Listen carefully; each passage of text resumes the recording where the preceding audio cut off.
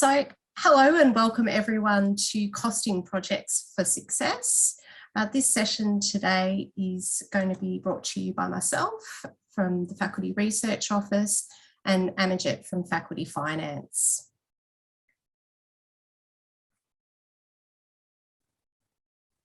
Before we get started, I'd just like to acknowledge the traditional custodians of the various lands on which we work today, and the Aboriginal and Torres Strait Islander people participating in this workshop.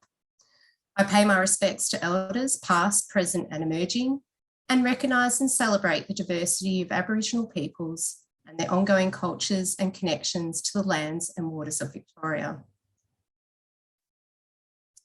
Today's workshop is intended to provide you with the tools to plan and scope your project costs accurately and to explain the decisions made around pricing. We will then walk through two examples of the Monash costing model, an ARC-DP and a non-ARC grant budget. It's important to note that this session will not cover costing of contract research projects. Contract research projects are costed by the DER team. And this slide here is just really helpful in reminding everyone exactly what each office does. As mentioned, the DER office deals with contract research and consultancy, and the Faculty Research Office deals with Category 1 and Category 2 and 3 grant applications. Category 1 being typically ARC and NHMRC applications, and Category 2 and 3 being philanthropic and other competitive grant applications. So once you've got a funding opportunity that you would like to apply for, your point of contacts within the Faculty Research Office is myself and Kate Wilson. The information that we require to get started is a link to the funding opportunity website or guidelines, at which point we will then provide you with a budget requirements form. We have two different budget requirements forms, one that's for ARC and one that is for non-ARC. And this budget requirements form sets out the different categories of items that you might need to think about when costing your project, such things as personnel, travel and field research and equipment. But we'll go into that in a bit more detail later. In terms of our deadlines, the faculty needs at least 3 weeks before the submission deadline to allow time for the budget to be drafted, the application to be reviewed, and compliance and approvals processes to be completed. Now I'm going to go through some of the key elements and considerations when costing the project. To be successful with a funding application, you need to be able to tell a compelling story for why you need the funding. A success factor for a project is how well it is planned and budgeted at the application stage.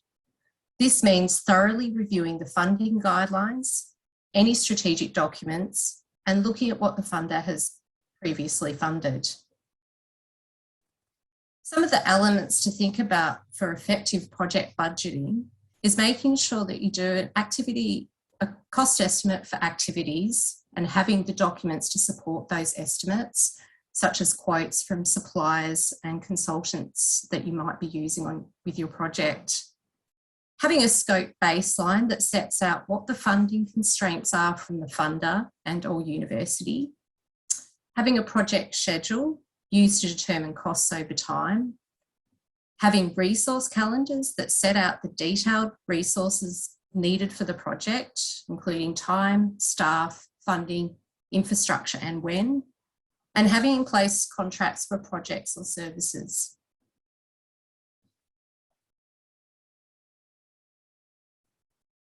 The resources of the project need to match the scope of the project. So a good place to start is having a project plan that sets out SMART objectives and deliverables. A detailed plan is needed to determine the key deliverables and intended impact and the resources needed to achieve those deliverables. Issues can occur when the scope is not considered or detailed enough at the application stage, or not all direct or indirect costs are included. This then puts additional pressure on the university because more in-kind costs may need to be included. Costs should be allocated to project activities across all aspects of the project, including the cost of internal and external human resources, equipment, travel, materials, and supplies. In terms of estimating travel costs, costs for accommodation, meals, and incidentals should be costed using the Australian Taxation Office recommended domestic and international travel recommended rates for domestic and international travel allowances. These are calculated according to salary and destination. And here I've included the link to the Australian Taxation Office document, which can be a little bit of a tricky one to find. Also, in terms of flights, we like to use webjet.com and for accommodation, booking.com.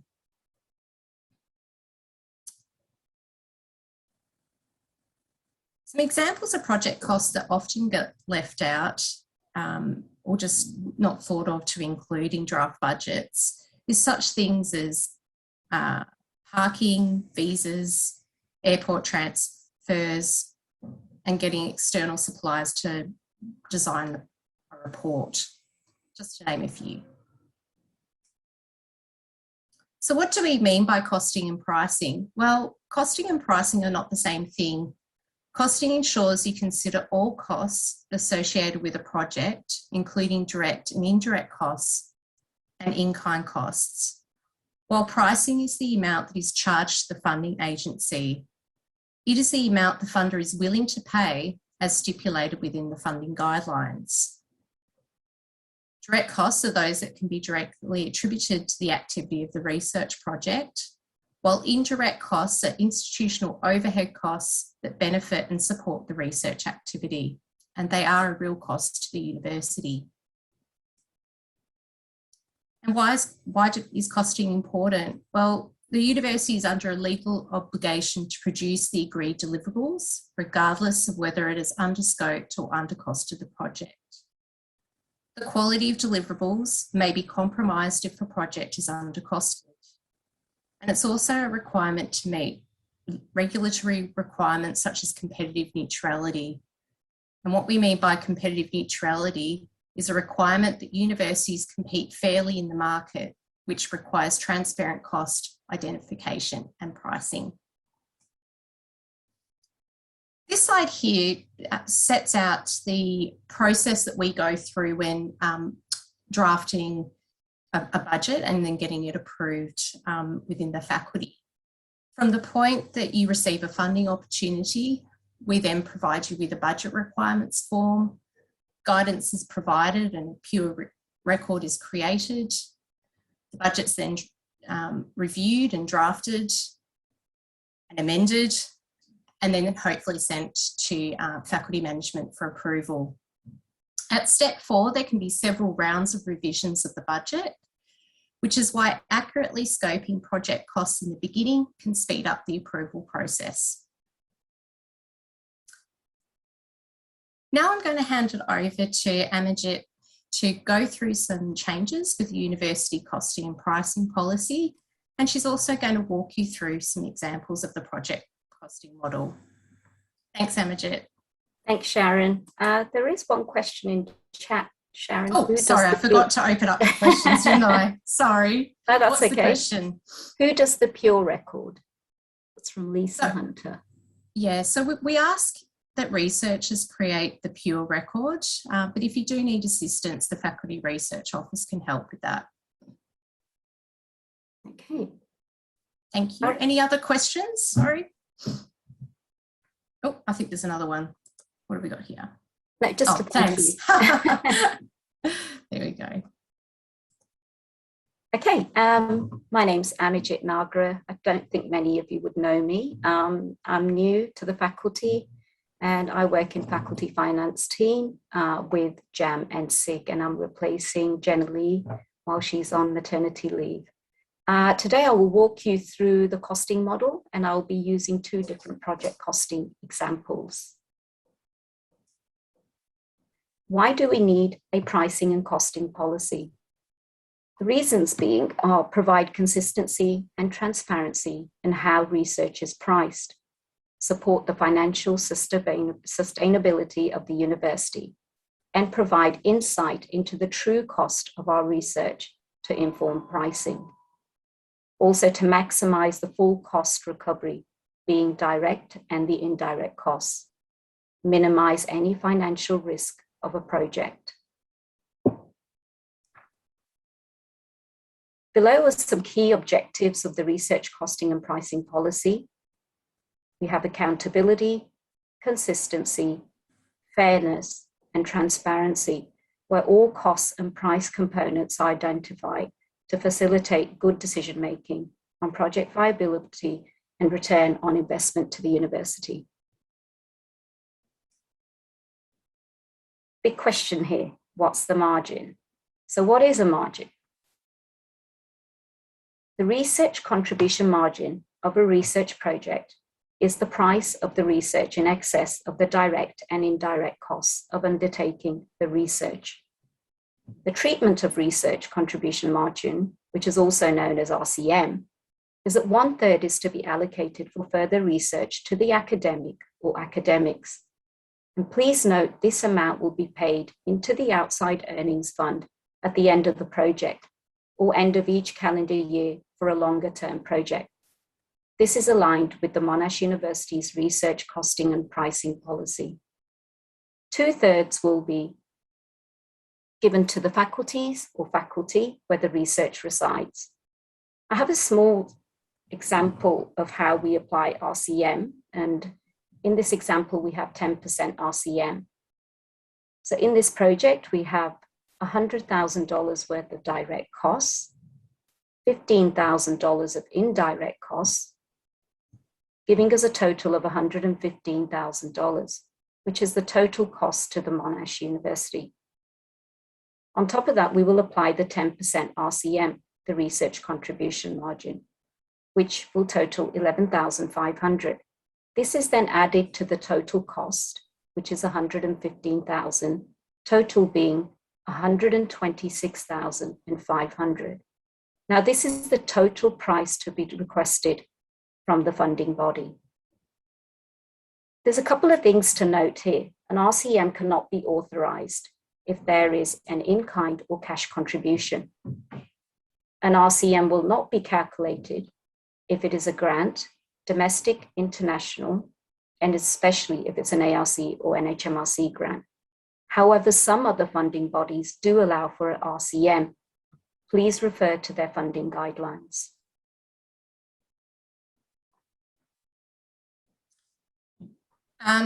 Amajit, just to interrupt, there is a question from Lisa Hunter asking why is it only 10%? I understood it could be up to 40%.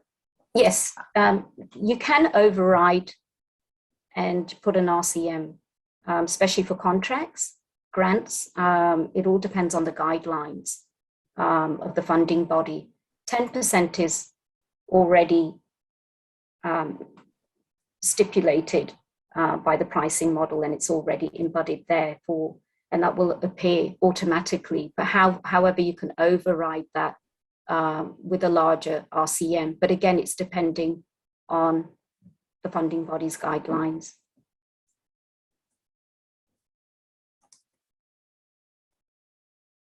So what is a cash contribution? This bit even I used to find confusing. So a cash contribution, this is the part of the project costs which will not be funded by the external funding body. You will need to consult with the faculty finance team to ensure the availability of these cash contributions. Some examples of cash contributions are faculty funded scholarships and HDR scholarships.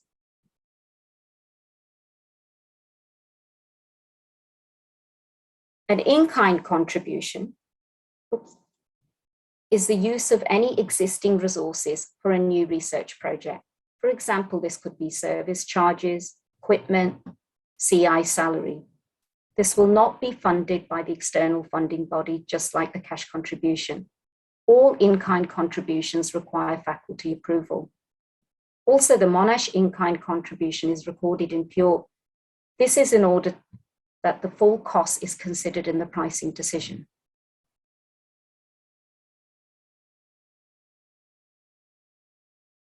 Any questions?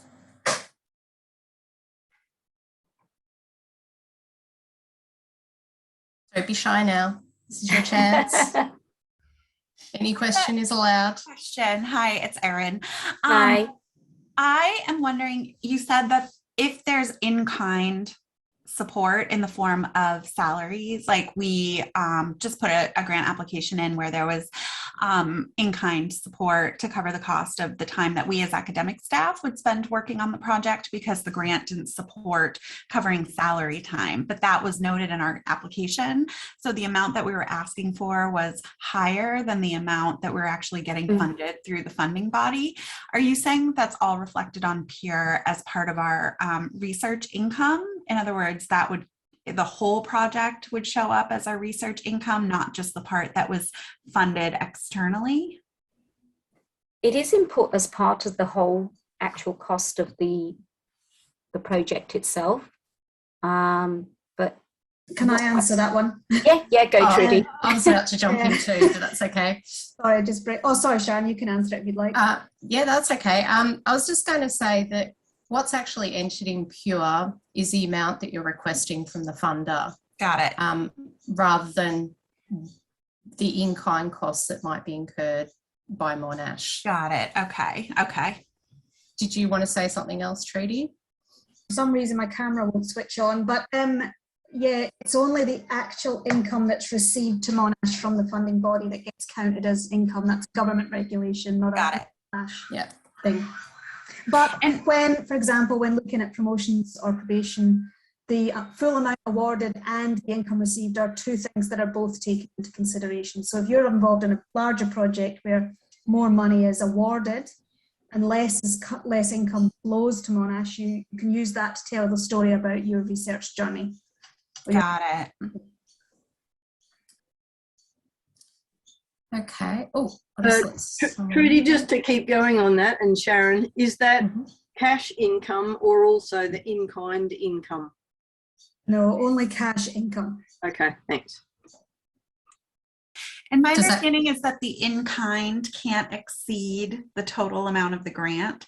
So like we can't say get a grant for $50,000 and then say we're going to contribute $100,000 of in-kind Monash time.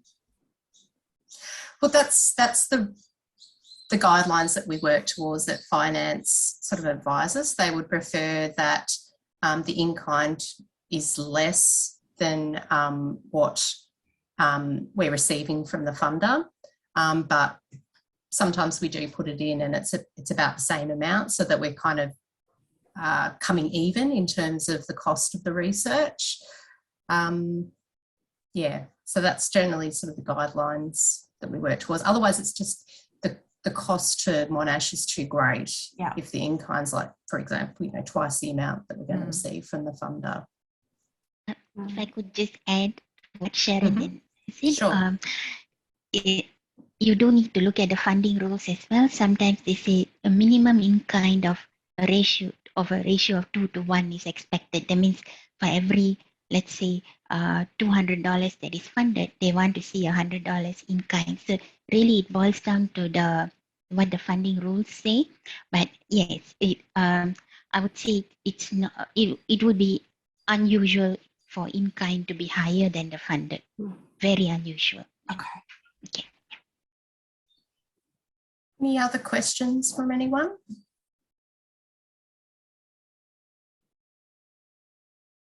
No? Well, feel free to post any questions in the chat. We'll have time at the end as well to run through anything else in detail. Okay. All right. Continue. Thank you. Now we'll go through and review an ARC DP project costing, which has been completed. I've actually picked two examples. We've got an ARC DP and a non-ARC grant that we'll just walk through. So we have an ARC discovery project example here. We've got a grant title and a lead chief investigator, Tom Day, and these details are completed by the Faculty Research Office. Below, you can see the general details entered in the white cells. The first 7 icons comprise and add up to the total project cost. Discovery project is the scheme pertaining to this costing that has been selected from the available drop-down list on the right-hand side. Below are the personal costs associated with this project. And again, the personal cost tab has been selected and the details have been entered.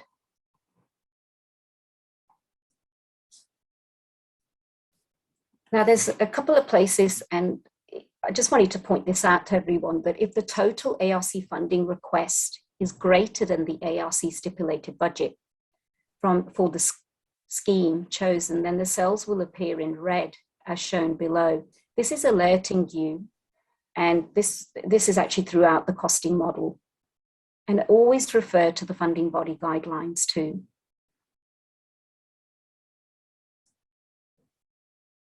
Entering other university partners. Please see below collaborators' personal costs entered in the Import Other Institution Employment section below. And these are entered by the Faculty Research Office. If you have any other university partners, collaborators working with you, you can see their details as they've been entered here. And also it's imperative that you check the personnel's salary rates that pertain to their university, as every institution has its own pay scale, so that's extremely important.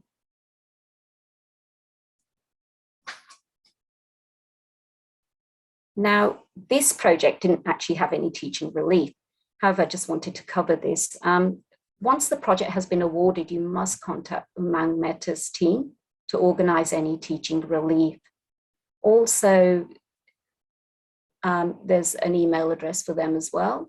And again, there's reminders throughout. It's highlighted in yellow there, where in each expenditure category of this model, the ARC regulations will pop up, and they're always highlighted in yellow as shown in this slide.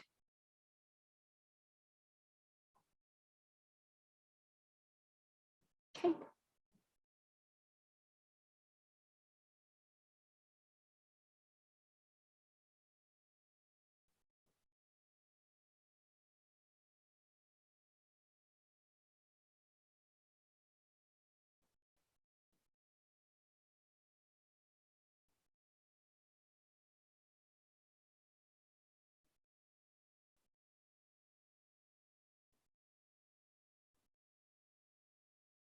Yeah, travel expenses. Thanks, Sharon. Under the ARC guidelines, travel costs means domestic and international economy travel costs associated with the project. These can be used for project meetings and conferences. However, in this snapshot, I've put some guidelines, ARC guidelines. Note that there is a travel cost limit of $100,000 pertaining to future fellowships and $50,000 for all other ARC schemes over the project activity period, which is what applies here, being a DP. Please note there is an exception to these rules, and that's the Australian Laureate Fellowship, which has no limit. Always refer to the ATO website for domestic and international travel rates. And in this example, we've got some domestic travel and some international conference travel.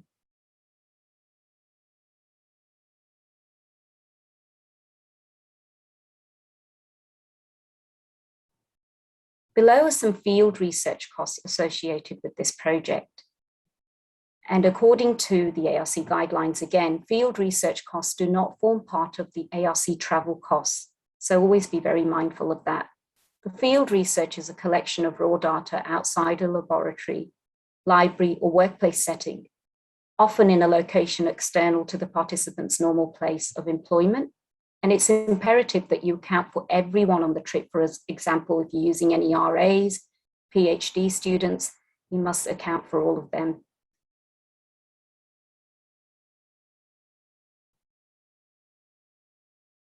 Okay, we've got some equipment and other expense costs associated with this project too. Again, equipment and its maintenance and consumable costs are essential for the project and can be included. However, the ARC funding guidelines stipulate that they will not provide funding for equipment or consumables that are considered to be for broad general use. For any outside services, you must obtain quotes. And please, again, refer to the funding body guidelines to see all allowable expenses.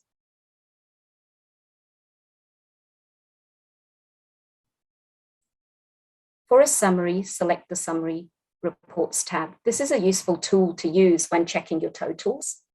You can easily see from this page where you may need to reduce some cost. Again, you have to refer back to your funding guidelines.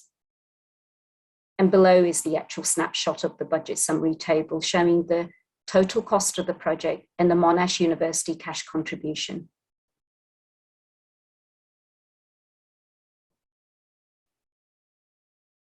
Okay, now we have an example of a non-ARC grant. The new costing model is an outline tool to help you prepare a grant application, tender, or a contract proposal for research projects that have a funding period from 1 to 4 years. It is designed to cost full project costs and assist with grant application pricing decisions.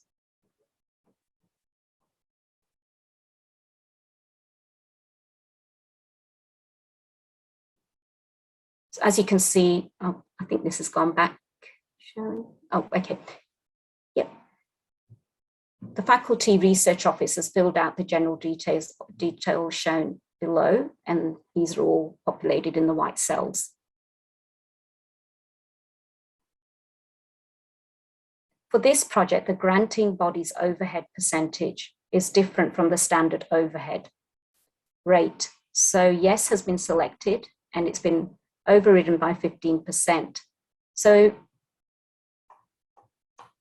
at the moment we have 12%, which is for non-lab use, or then 20% if laboratory is being used. Again, this depends on the funding guidelines.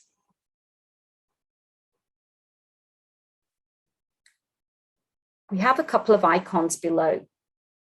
And as this example pertains to a grant that has a collaborating partner, the relevant tab has been selected and it's circled in red.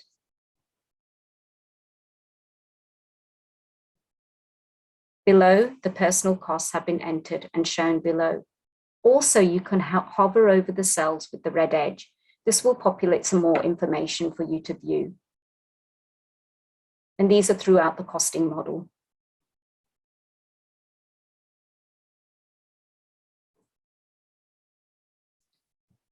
In the new costing model, the adjunct has a separate section of its own now, under personal costs, but under section A3. Again, you may hover over the cells with a red edge for further details as shown below. Currently, the casual and sessional salary related on costs is 15.91%, but you can view all these details by clicking on the cells with the red edge, as I've shown in this snapshot there.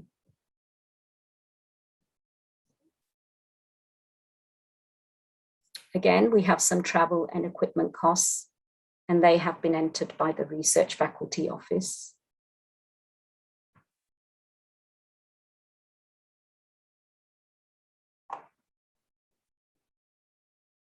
We have some direct space costs, which are directly charged by FTE for fixed term, tenured, casual, and sessional staff only.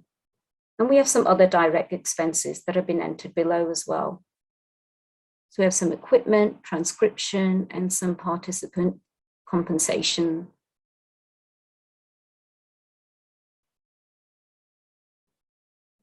From this table now, you can actually see a picture coming together. So we have a table below, below is the total research and corporate services, overhead markup, and tax costs, if they're applicable. As you can see, there is a total Monash direct project cost amount of 76,093. Sorry, I can't see it very well. And then That's your first 9 sections of the costing model, and that will give you the project cost. After that, you've got 3 other sections, which is the overhead costs, the markup, and the taxes, GST if it's applicable to the project. These are added up, and the total is 87,429, which is the total price to Monash University, and this is what will be requested from the funding body.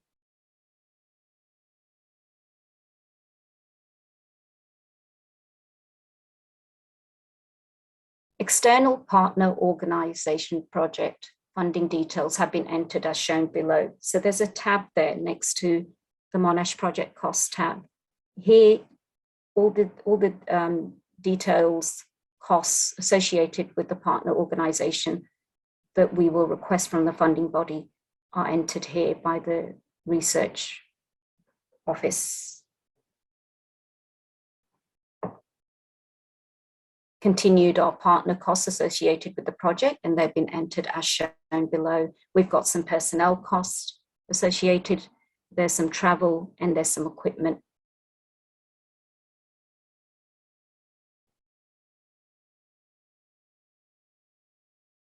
Below is the total partner org project price cost, which is including GST. And for this partner org, the total cost, including the GST, is $218,198.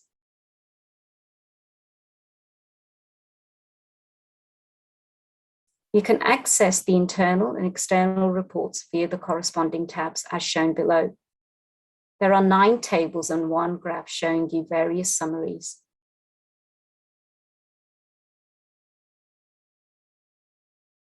By clicking on the Report External Grant tab, the new costing model has now been simplified to now only show 2 presentation options.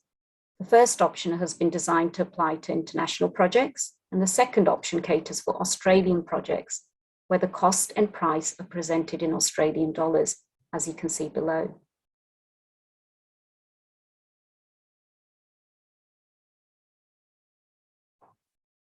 In this slide, please see the links to our training material, relevant information on the costing model, and faculty guidelines, which are available on the Monash intranet.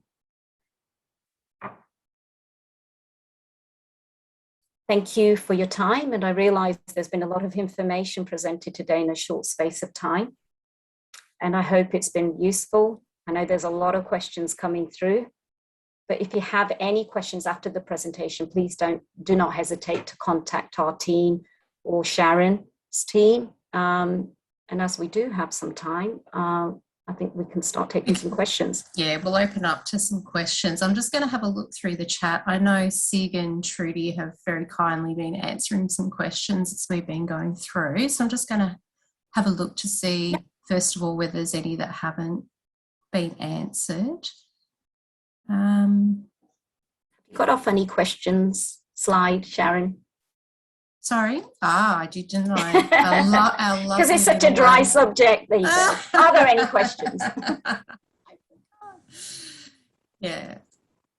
I mean, feel free to take yourself off mute to ask a question. We don't have to do it in the chat now. We'll open up the floor to others to ask questions. Hi, Sharon. Hi. Hi, it's Karina here. Just hoping Hi, to Karina. ask when do we get the budget requirements form from you, or do we have to ask for that, or do we download it somewhere? At the moment, what happens is basically when you let us know that you want to apply for a funding opportunity, we then email the form to you. However, after this workshop, I'm going to be arranging for that form to also be available on the intranet. There's just a few sort of updates I want to do to the forms before those are uploaded onto the intranet. So, yeah, thanks.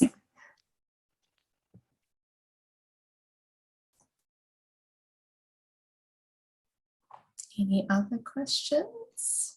Don't be shy. Okay, I've got another one. Thank you for that. Can you tell me what some of the fringe benefit taxes are that we've got to pay attention to? I know it's not about going on holidays, so I'm sort of trying to imagine what other ones might be. Yeah, I can I can give you one or two examples if that helps. So as you said, one main one is when you go on a business trip and then you combine it with annual leave, or so it's like that if the annual leave exceeds a certain number of days or a certain proportion of the trip as a whole, then you'll get then FBT will kick in, and then you'll be liable for that. Another example could be meals and entertainment that take place off campus or outside business hours. That could be another one. Gifts above a certain value. I think a minimum value of gifts is allowable without FBT, but once you cross the $300 threshold, and that's $300 inclusive of GST, then you would have as well. And I'm sure I'm missing lots of important ones. So, but those are the ones that come to my mind. Does that help? Thanks. Okay. And is that per person or per item? So for instance, if you've got 5 participants and you're paying them $100 each to be part of a project, is it the amount per participant? Because if you then have 1,000 participants, I'm just making it up, but first of all, it's more relevant to the Monash staff if they are getting the benefit.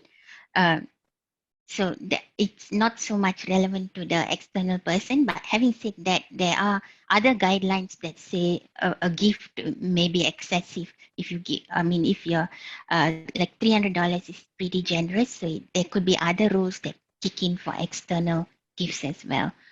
Okay.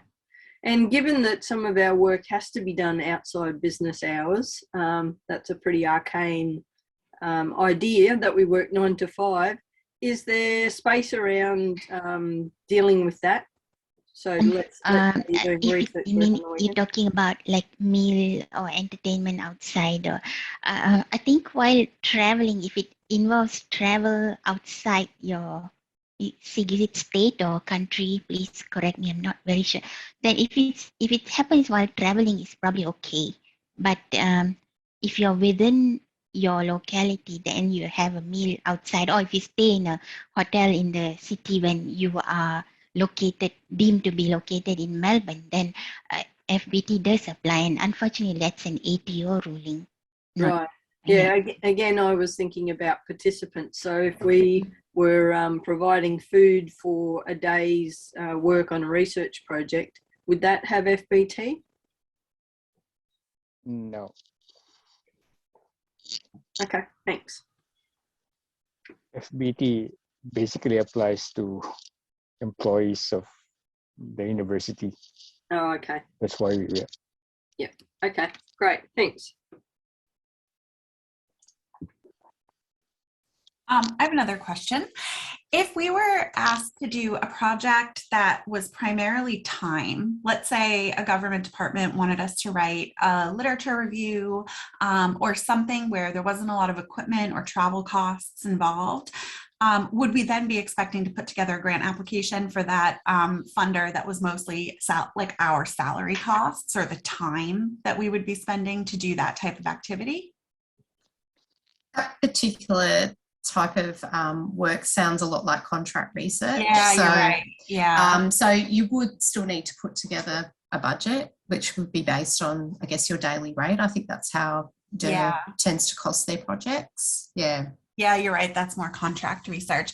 My other question is, in fields now where we work with certain community groups, there's a shift towards more participatory research where we actually invite members of those groups, to be part of the research team. And I think the argument now is that should be paid work. We should be paying these people. Is that now common to request funding to pay members of a participatory research team through something like an ARC grant? Yeah, absolutely. I've seen people pay participants in different ways. It might be incentives. It might be sort of a collaboration type payment, but I haven't seen people included being paid in such a way that it would be a salary as such. Okay. It's generally referred to as like a participant incentive, but in terms of how that's calculated, and I guess what's ethical in terms of how they should be paid, the amount it should be. I think we'd need to look into some guidance around that. Maybe come back to you on that. The only exception to that's possibly the teacher release. Yes, I was thinking of that one. Yeah.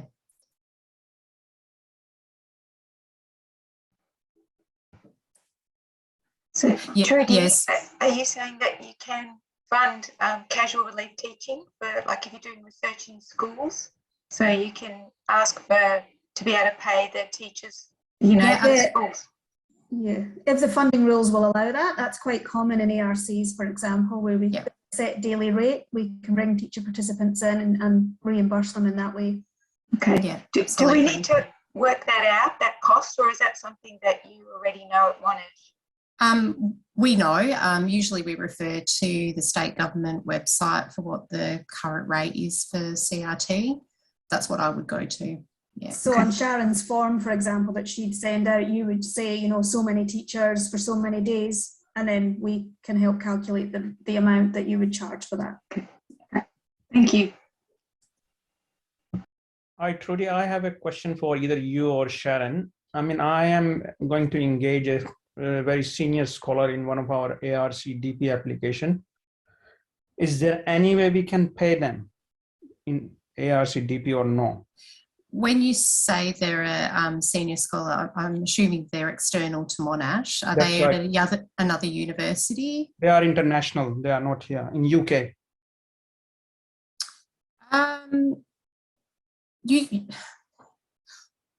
You could pay them in such a way that they're a consultant. I've seen international scholars who are advising on a project being paid like a sort of consultancy type rate. So you would find out what their daily rate would be for the advice that they're providing you on the project. That would be how I would try to account for that. But you do need to be careful that it doesn't become a large expense within the project, because that is one of the first things that they'll unpick, the assessors. Yeah, they won't fund a salary, but there's ways around it, like Sharon suggested. But if it looks like you're giving them you're paying for a day a week salary, then that would probably get picked up.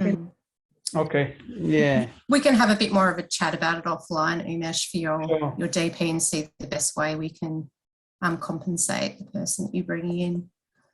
No worries. Thank you. And Sharon, are there guidelines around consultancy fees for elsewhere, but also what we charge?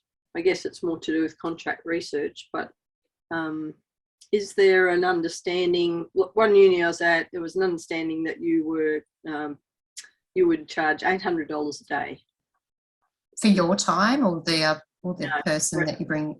For our time. Yeah, in terms of day rates, it's best to discuss that with the DER team, because we don't think in terms of a daily rate when we're looking at grants. Yep, and RNR, which is the Research and Revenue Accounting Services, have also come up with some guidelines on daily rates. Okay. Yep. Perhaps we could send around a link to that. Jamuna, if you can forward that to me, we can send that along with the slides at the end of the workshop. Yes. Thank you. I actually came across those daily rates yesterday, so Jam, I'll find the link and send that off. Yeah. Thanks, Amajit. You're welcome. Just remember they are very broad guidelines. That's correct. Yeah, you may need to tweak accordingly to your client.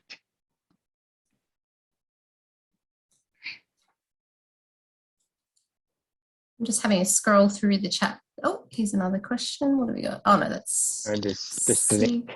Thanks, Sig. Yeah, thank you You've for been the great at research. posting all the links there.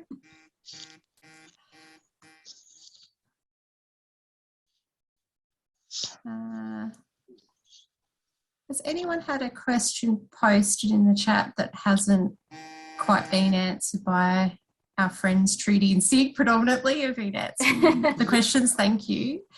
I think one of the questions is on teaching relief. Yes. I think Amajit, Yes, I've stuck a bit of an answer, but through the replied to Lisa Hunter, and we know that in some projects they allow teaching That's relief. It actually depends on the funding body, whether it depends on what project you are Yeah. applying. Yeah. That's right. Yeah, I In mean- discovery projects, it's allowed. I think It's it's allowed, yeah. yeah. I just Yeah. wanted to say that when the project is actually awarded, the discussion with Alan and his team is important because Yeah. there may be a time lag involved. You will be allowed it, but it may not happen in that particular semester because they've already done the workload allocation. It may kick in, but a bit later. So it's something that you need to work with the workload team to see when it's appropriate. So I see Justin's here. So in his new role, we will be, for the major funding rounds, we will let him know, who's applied for what. But there's almost a year's lag between the application and the awarding of the grants. But we will give him a heads up as to who's applied for teaching relief. I mean, as far as teaching relief, as Trudy alluded to in the chat, we quite often do request teaching relief in ARCs, particularly when there's early career researchers that might be involved in the project. But in the circumstances when when a grant's awarded and the budget's cut, quite often the teaching relief is the item that tends to go, not at the ARC's request, but when we have to recost a budget, it's one of those things that we look at removing. So on that basis, quite often when we are having to cut down a budget, either at the application stage or post-award stage, it is the item that people tend to remove or hesitate about including. But I would encourage people to include it in the ARC applications, because, particularly if you have got early career researchers that are involved in the project, it's not the difference between you getting funded or not getting funded. And if it's a real cost that needs to be accounted for, then it very much should be included in the budget. There is, Sharon, on, I think it's, I forgot what slide it is, but on one of the slides, there is a little note there saying that the teaching relief is only allowable for discovery projects and discovery indigenous. The maximum teaching relief amount per year per project is $50,000. And the maximum number of years for discovery early career research awards, the DECRA application is 3 years, but that's not applicable, I guess, to this. So it is allowed. Yeah, it's also allowed for ARC linkages, but we weren't looking at an ARC linkage for our example today. Yeah. Any other burning questions? I just have one more question. If we were going to produce something as a result of the research, like an online hub or web page or like something, would we get a quote for that external to Monash and then give it to you as part of the costing, or would you get the quote for us? Do we have like a list of preferred providers? We don't have a comprehensive list when it comes to providers. We certainly do when it comes to transcription, but when it's something quite specific that you have more of a intimate knowledge about what you require, our preference would be that you go and get the quote in the first instance.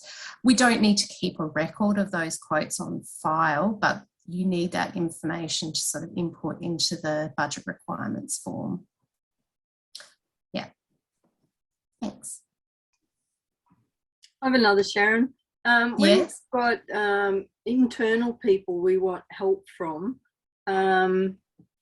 are there guidelines as to whether they should be included on the research team and therefore free, or are there ways of paying other people in the university? So from another faculty? Yeah. Yep. Well, again, it depends on the grant. If it's an ARC, any CI time is in kind, as you know. But if it's a case of bringing on someone with like an RA or some sort of specialist expertise onto a project, they could be paid like a consultant fee within the guidelines. But as I said, it really depends on the grant scheme. Every scheme is different in terms of what's allowed and what can be funded in terms of personnel. Yeah. So it's And really on an individual case-by-case basis. Right, and we just ask you. Yeah. Yeah.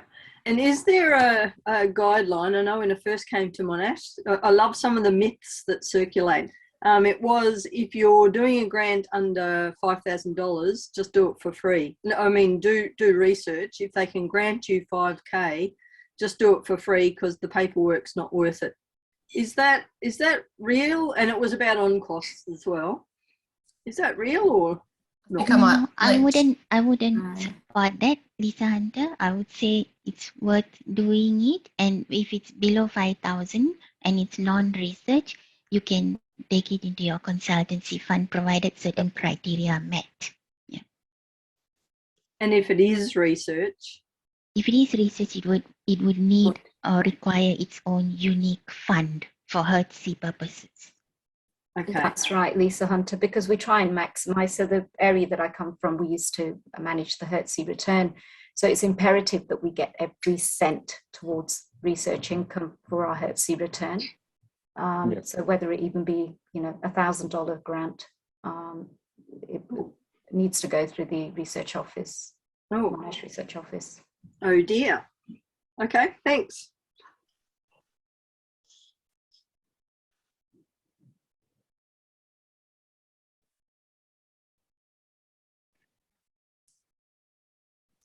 We've got any more questions? It's going to say, Sharon, it's gone silent. It has. It has.